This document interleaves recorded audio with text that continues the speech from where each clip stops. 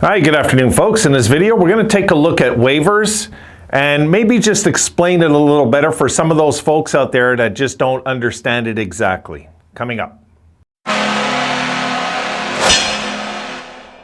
Okay, in this video, I just wanted to do that. I wanted to just go over a few little details about waivers, and because sometimes, let's face it, the CBA changes, times change, COVID, I mean, things happen, right? And I myself am a little lost with one thing, which I'm going to talk about in a sec here.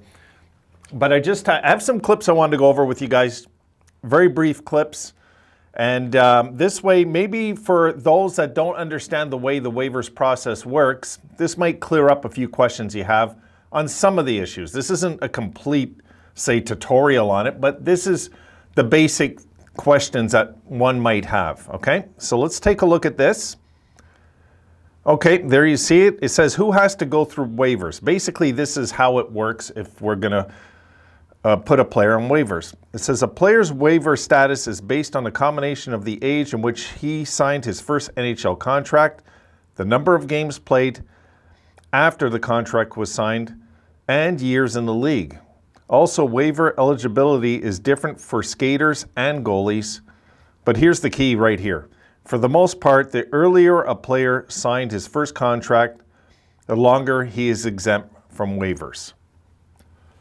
And really, that's what you need to know, is that, let's face it, you're not going to put Connor McDavid on waivers in his second year in the league just because he might be underachieving, which he never has, but I'm just giving that as an example. You don't take a high first rounder who you're frustrated, like, put it this way, we don't put Rasmus Dahlin on waivers.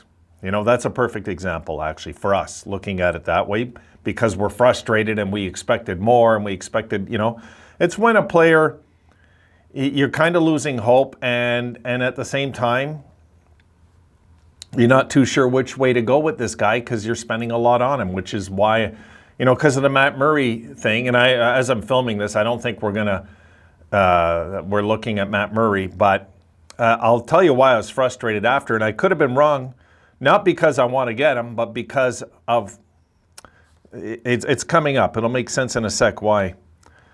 Okay, next clip. Right here. Okay, you see, oh, sorry, wrong clip. Here it is, okay. If multiple teams submit claims, who gets the player? This is it with the Matt Murray thing. This is very interesting, guys. It says if a player is placed on waivers prior to November the 1st, again, I'll say it, the waiver order is determined by the reverse standings order from the previous season. Meaning, we were last overall last year, we would have got him. This means the team in last place gets the first chance to place a claim on the player. If the player is placed on waivers after November the 1st, then the claim order goes by the current season standings. But here's my question. We started later, COVID, all this stuff. Does that apply now? Because this was written in 2020. This was written before COVID, what I'm showing you here. It's the best, most simplest thing I could find. And it was the Hockey Writers website. It's a good little site. It's really, I like it. I've always kind of liked that site. But does that apply this year? If anybody knows, let me know, because I have no clue. I've just assumed yes, but I could be wrong. But how does that make sense then? Maybe it just is what it is, and that's all we can do.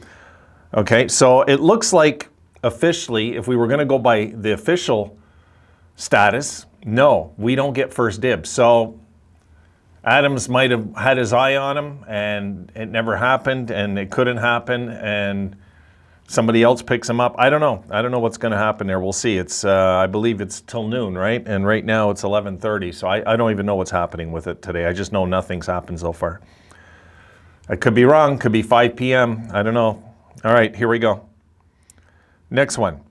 This is the one I clipped up before. All right, how long is a player on waivers? Once a player is placed on waivers, other teams have 24 hours to place a claim. If no team places a claim on the player, he can officially be assigned to the team's minor league affiliate in the AHL. And that is exactly why you'll see us sometimes have to put a somebody down, where they have to go through waivers, and then they're not claimed, and they go down to the minor leagues. You know, I mean, that's why that happens. But sometimes a player is claimed. We've seen it.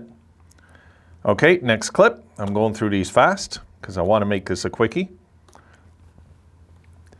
Can you trade a player claimed off waivers? You guys heard me talk about this yesterday. Players who are claimed off, this I didn't know, by the way. Players who are claimed off waivers must be offered to other teams that placed an original claim before that player can be traded.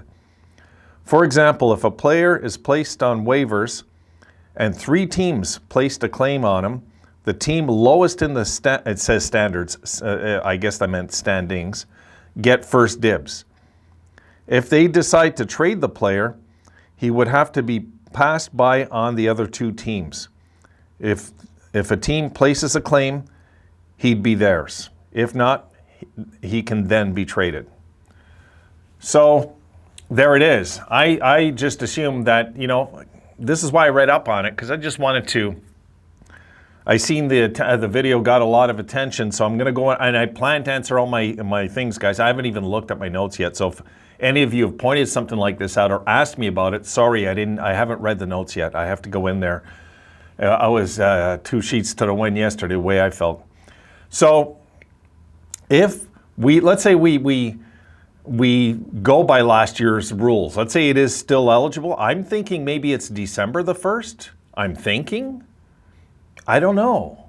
I could have sworn I read that somewhere, but I don't know for sure.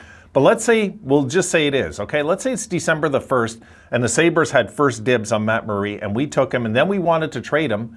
Before we trade him, we have to go through the other 2 teams who finished 2nd and 3rd in the claim before we're allowed to trade him. I didn't know that. That's something that I learned. I didn't know that. I wanted to do some digging on this today.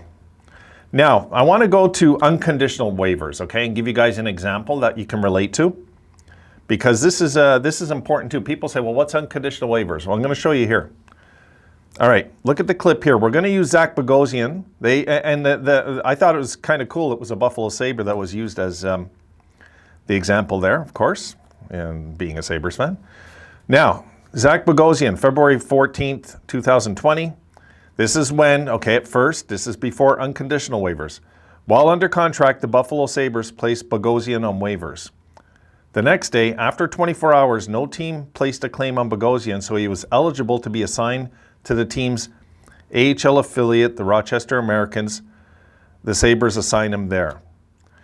February 17th, the Sabres suspend Bogosian without pay for failure to report to the Americans. This took Bogosian off the Sabres' books in regards to the team's cap. Though he has little value, well, had now, Sabres can still try to negotiate a trade. This would likely mean the Sabres would be retaining all or part of his salary. Well, that's not what we're looking at right here. It's right here we're looking at. February 21st, 2020, the Sabres placed Bogosian on unconditional waivers with the intention of terminating his contract. This voids the remaining money on his contract and makes Bogosian an unrestricted free agent and able to sign with another team. February 23rd, Bogosian signs a $1.3 million contract with the Tampa Bay Lightning. So that's your example of unconditional waivers. Bottom line is, if we can't, if he decides not to report, then the power comes back to us, what we want to do with the money. And of course, I guess Bogosian at that point said, I've had enough of this. And like he just said, I'll sit out and take my chances, I'll get signed. And he did. So it was fine at the time. I mean, so we managed to get that cap off the books, get Bogosian out, which we wanted for a long time. Seemed like the guy was slipping on banana peels left and right. He was so hurt all the time. And that's an example of unconditional waivers. So really, the whole waiver thing that I found very interesting was I didn't realize that much in detail that when you claim the player off waivers and you have them, if you decide you want to trade them, you have to first see if it's okay with the other 2 teams that also put a claim in. Only those 2, though, eh? I should have been more clear on that. Only 2 teams are allowed to do that, to say, okay, no, we claim them, and then you just have to give them for free to them. It's simple as that. So we're going to see what happens with this whole Matt Murray thing. I mean, my guess is the Sabres probably aren't even allowed to really be in the running that way, I'm guessing. I mean, I'm just guessing if it's not going by last year's rules, it's going by this year's. I mean, of course, we could claim them still, right? But if somebody else is going to claim them, we don't have much say in it. I'll leave it at that, I guess. All right, just a little video to clear up some of that stuff. I'm going to try and get on some videos you guys requested today. That's the plan today. And I got to catch up all my notes. I know. I'm going to get caught up to that today. It drives me nuts when I fall behind and not let you guys know I read the notes, which I haven't now for a few days, but I'm just feeling better today. So I'm really happy about the way today's going. Okay, guys, I'll see you in the next few videos later on. And I'll probably see you actually on the notes before that. And I'll see you guys later on this evening with some other videos. Have a great day.